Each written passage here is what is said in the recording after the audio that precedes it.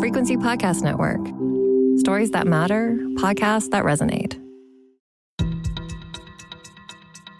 We watched in horror a week ago as Hurricane Milton slammed into Florida, just days after Hurricane Helene had devastated the southeast United States. Neither storm was, strictly speaking, unprecedented, but the power of both of them within 10 days of one another shocked meteorologists and turned the cable news ecosystem volume up to 11. Just an incredible hurricane. It has dropped 50 millibars in 10 hours. I apologize. This is just horrific. And the water now is really starting to pour over. If you look at the graph, whoa. Okay, that wasn't good. We'll probably go inside shortly, but you can see the amount of water here on the ground. This is water from the Manatee River. Hundreds of lives have been lost, thousands of homes, billions of dollars in damages, and proof to many that the climate era is powering more storms of greater intensity. Proof to others, however, that it's a hoax, and meteorologists are not to be trusted, and the government controls the weather, and you get the idea. But here in Canada, our hurricane experts were watching these storms closely. Because in Atlantic Canada, it's hurricane season 2. And if we've entered a new era of superstorms, we need to be ready for them. So do the same factors that supercharged Milton apply in the waters off of our coast? Has Canada seen its own rise in the frequency and power of hurricanes in recent decades? What do you need to know to distinguish between hyperbole, conspiracy, and calm, rational science? And are we ready for what's coming for us? I'm Jordan Heath Rawlings. This is The Big Story. Chris Fogarty is a meteorologist and the program manager at the Canadian Hurricane Center. Hey, Chris. Good morning. Thank you for finding some time for us today. Yeah, no problem. I want to start because everybody's been talking about hurricanes in the United States. As somebody who studies these storms, watching Helene and Milton one after the other over the past few weeks, what went through your head? Yeah, we've had a few questions about that.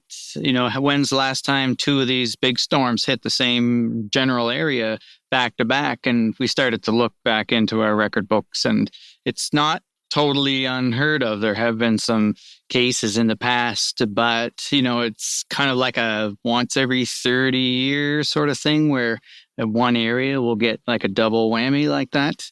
Florida is certainly the most probable part of the country to get frequently hit by hurricanes, so it's not a complete surprise there, but boy, oh boy, talk about getting kicked while you're down, eh? No kidding, and I feel like we're going to use a lot of that terminology today, the 1 in 30 years, once in a century, once in 1,000 years type stuff. I've heard a lot of that over the past few weeks. Yes, and it's kind of hard to define, too, these frequency statistics. Like, if it depends on how you define it, right? If you're talking about a single city getting hit back to back versus, you know, a province or a state. Right. You know, if you define the area larger geographically, then the frequency of, you know, one after another is, you know, much lower. So, yeah, it's all about math and statistics, you know, how you do define it. And sometimes if you define it a certain way, it can sound a little more dramatic or alarming. Well, we wanted to talk to you today about the potential or possibility of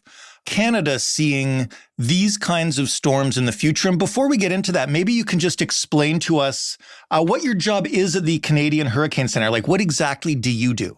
I lead a team of forecasters so that when a hurricane is heading toward eastern Canada or even Ontario and Quebec sometimes feels the effects, I get my group of forecasters, on standby And I say, well, we might end up needing to staff the hurricane forecast desk for this event.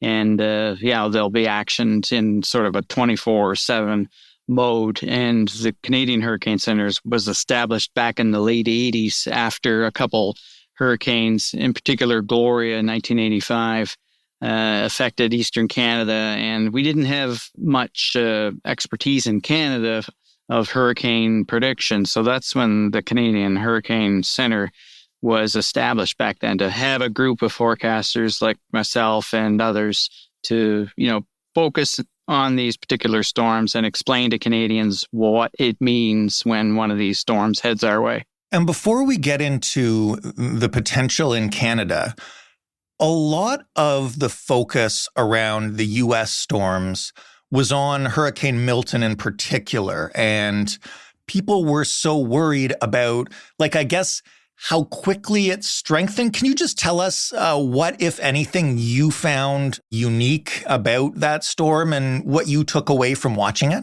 Yeah, when I saw Milton develop and rapidly intensify as well, it immediately reminded me of Hurricane Otis almost a year ago to the date. It hit Acapulco. You might have heard of that in the news. It was a huge storm. It went from tropical storm to Category 5 in a matter of a day and a half. And similar with Milton, October tends to be a time when you can get these very rapid intensifying storms because the water is kind of at its warmest down in the tropics and the Gulf of Mexico and around Mexico in general is the hottest waters of the season. So that's when you can get these really rapid intensifying storms. Can you explain a little bit about the discourse we've been hearing about climate change powering this storm in particular? What's the theory behind that? And, how well can we actually determine whether or not climate change impacts an individual storm like Milton? Yes, it's tricky to attribute a particular event to climate change or, human-caused changes in the atmosphere.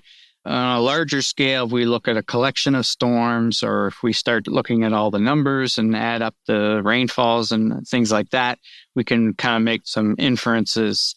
But we do understand in the science that hurricanes will have the potential to track a little more slowly. Also, warmer atmosphere means more moisture potential, more rainfall potential. So the flooding risk is increasing. But, if we go back to 1954, Hurricane Hazel, Toronto, huge flooding event, that was before all this concern about climate change. So these storms certainly have occurred in impactful ways in the past, even the 1800s. But, the frequency or the magnitude of their impact is more dramatic, more population, more development along the coastlines. So there's many different factors there than just climate change. We're building in prone areas too, which is a big factor. What do all those factors mean for Canada? And specifically, I guess, if you could explain the areas of Canada, probably predominantly the Atlantic, that are vulnerable to these storms. One of the big things we're concerned with is general sea level rise. So that's occurring in many parts of the world, certainly in Eastern Canada, even outside of any climate change, human changing the atmosphere. Even without that, the Earth is in this sort of isostatic rebound, it's called, since the last glacial max, so the last ice age. So the Earth is changing just in that alone. So the relative water levels are coming up. So as we build infrastructure along the water front, we can have storms that maybe 50 years ago did not have a big impact, but now they may have more of an impact because the water level has generally risen, and then you get a storm on top of that. So that's one of the big things we're, trying to educate people and developers on, make sure you build in these projections, right? We can't just go by what we're seeing nowadays. A lot of the focus around Helene and Milton was about how much a much warmer Gulf and much warmer ocean impacted the strength of these storms. Is that something that is a factor off the coast of Atlantic Canada? It certainly is. And as the water temperatures are increasing in general by, a handful of degrees over a decade, that will have a bearing in the intensity that a hurricane will strike us. For example, Nova Scotia, we kind of stick out into the Atlantic a bit here. And the real warm waters of the Gulf Stream aren't too far offshore. So the hurricanes can kind of make it up close to Nova Scotia completely intact. And then they move over the cooler waters near our coast. But even those cooler waters are warming, so the intensity of the hurricane may be decreasing as it approaches Nova Scotia. It's the rate at which it weakens is less in a warming ocean, warmer atmosphere scenario. So we could have an increased risk of getting a direct, full-on hurricane impact here in Nova Scotia, just as an example. Compared to Florida and the southeast United States, how often do we see these kind of storms in Canada? We have about 170 years of record for hurricanes in our part of the world, but they've been around for hundreds of years, right? But we only have about 170 years of data, and I look back for impactful storms in Canada, and basically it comes down to about once every 15 years there is a big storm. So in 2003 we had Hurricane Juan. In 2010, we had Igor in Newfoundland. That was very impactful, huge flooding. And then 2022, we had Fiona in Atlantic Canada. So right there alone, you're looking at about a decade in between big events. And that's kind of the rate at which we expect things, at least, a snapshot of today. Are we expecting that to increase in the way it's doing in the States? That's quite possible, with Hurricane Juan in 2003, and then only 8 years after that, and then Fiona 12 years after that. So really, it's kind of like once a decade, we get a really big event. But the atmosphere is strange. It can work in weird ways. There could be a really big storm next year, only 3 years after Fiona.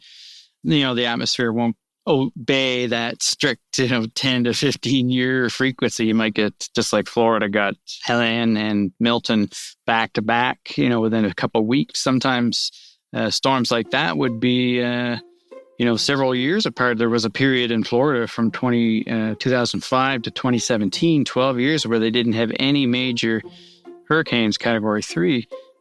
But since 2017, they've been almost back to back. So the atmosphere does work in strange ways.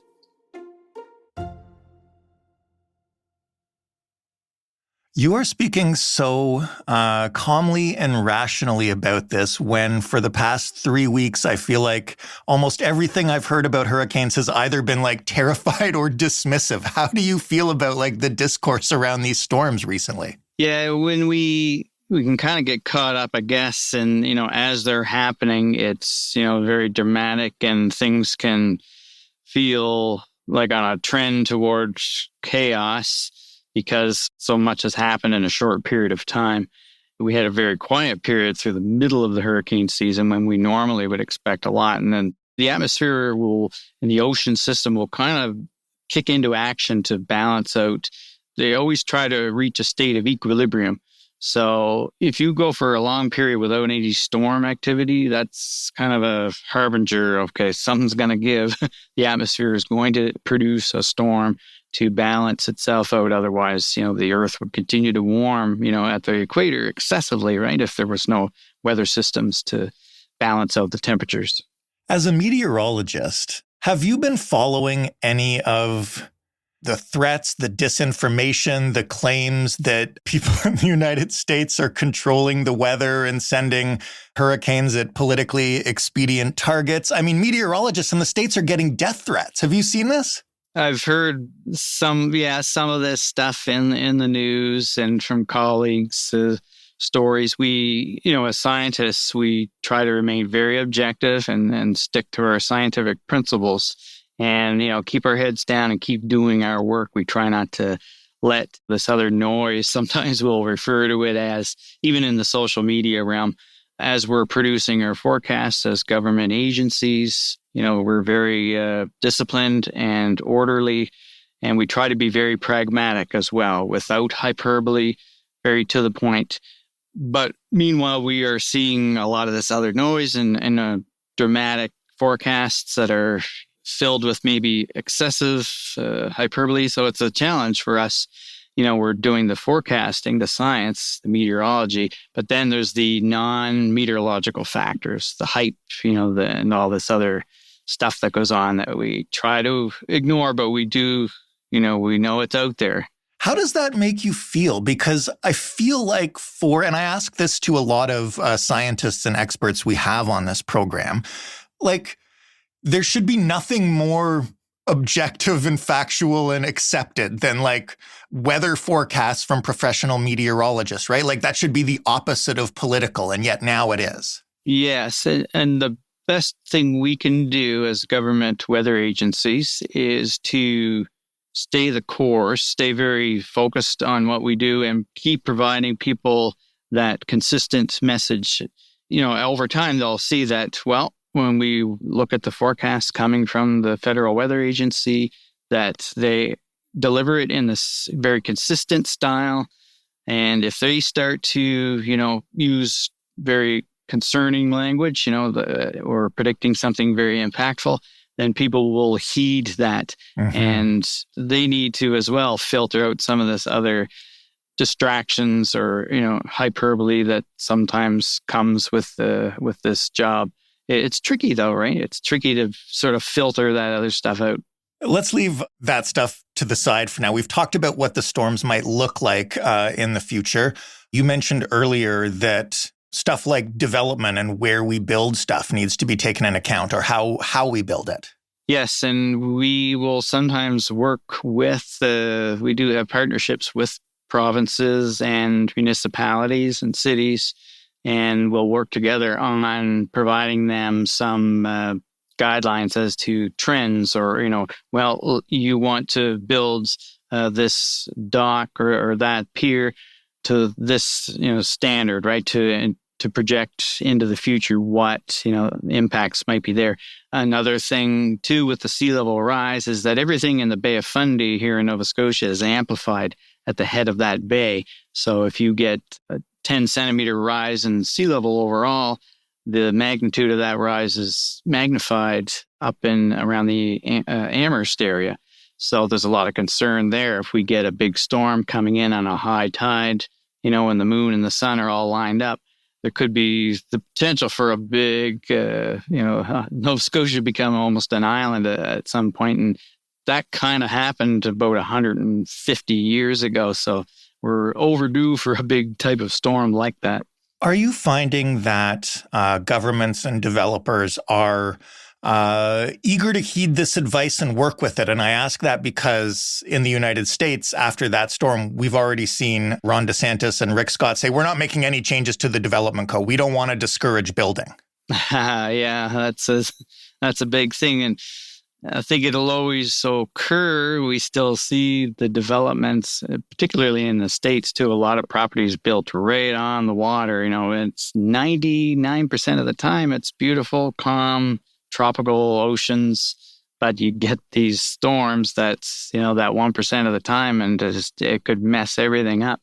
But we're seeing, action at different levels in government. Like there's a lot of talk right now and planning, and I think they're starting very soon to shore up some of the berms and the dikes up around the head of the Bay of Fundy in Nova Scotia, between Nova Scotia and New Brunswick there, because there's concern that there could be a big flood. It would come across the main rail and highway connection there to the rest of Canada. So that's a big concern. And you've probably been hearing a little bit about that in the news. There's some politics part of that, which levels of government are going to fund it. Right. But there is action. I think in the news cycle today, there's something about breaking ground on building up these levees there. For anybody listening to this who lives in Atlantic Canada or even in Eastern Canada in areas that sometimes get hit by these big ones, what are the easy things that they could do right now to ensure they're ready for whenever the next big storm comes through? I try to get people to think on sort of longer time frame and then the shorter time frame. The shorter time frame stuff, I think most people are quite versed in now. okay, the power goes out for 3 or 4 days. Some of these, people are familiar with it. They either experienced it or knew people that's happened to, hurricanes or otherwise. Yeah, let's make sure we have, everything charged up and, fueled up like we need, because, sometimes they can sort of put us out of commission for a few days. But also on the longer term, property level sort of considerations. And one thing I remind people too is if you're in an urban area in particular and there's been changes, construction or new land being developed nearby, that can actually impact, you may not have flooded in your basement, might not have flooded before that block was developed nearby. And suddenly the water drainage, the flow is altered quite a bit by this new development, or the winds even from large buildings that have gone up. It can channel the wind in much more focused fashion. You could get wind damage on your property and trees come down that you never expected before. So be aware of your surroundings, because that can affect the way the weather impacts your property in the future. Last question then, and I ask this to a lot of people when we discuss disasters. What keeps you up at night when you think about the recent storms that we're seeing, and what makes you hopeful? I think one of the big challenges, and I mentioned it earlier, was just the sources of information. People were bombarded by forecasts from different apps on our phone, from us, the Federal Weather Agency. Hopefully people are finding their way to our official government warning products and not being led too astray by maybe other false information or forecasts that are, off of the mark, outside of the official source. We continue to try to channel people toward the official government source. Chris, thank you so much for this. This is really helpful for people. Glad to do it. That's Chris Fogarty, Program Manager at the Canadian Hurricane Centre. And that was The Big Story. For more from us, by now, we're at thebigstorypodcast.ca, and you can send us feedback on any topic you like, and especially ideas for topics we should cover. We love it when we get those. You can send them to hello@thebigstorypodcast.ca, or you can call us up and leave a voicemail at 416-935-5935. You can find this podcast and all Frequency Podcast Network podcasts in your favorite podcast player or at frequencypodcastnetwork.com. And you can ask for The Big Story on your smart speaker by simply asking it to play The Big Story podcast. Thanks for listening. I'm Jordan Heath Rawlings. We'll talk tomorrow.